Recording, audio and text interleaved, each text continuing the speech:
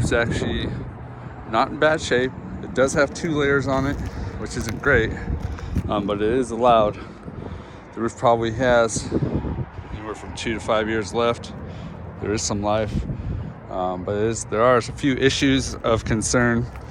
A lot of sealant around these vents can indicate that something was leaking in the past. You got a service mast down here, and the boot around it's cracking. That needs to be swapped out. There's a small dip in the roof over here. And it also looks like the shingles might have been swapped out. So potential that there's wood damage under there, but it's hard to tell with the 2 layers of shingles. And you got over on this side, someone took some sealant spray, which doesn't work by the way, sprayed up the roof around this area, making me think there might have been a leak over here as well. A couple pop nails in that vent. So these shingles need to be swapped out. A new plumbing boot.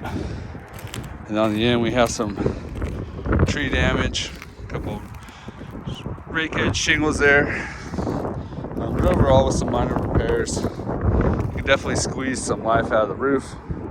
Probably won't last as long as normal because of the 2 layers. You tend to lose about 5 years of life when you do an overlay. The other thing is whoever installed it doesn't look like a licensed roofer due to the seams being staggered. It's usually more of a step pattern. Probably not a leak concern, but it's not technically correct.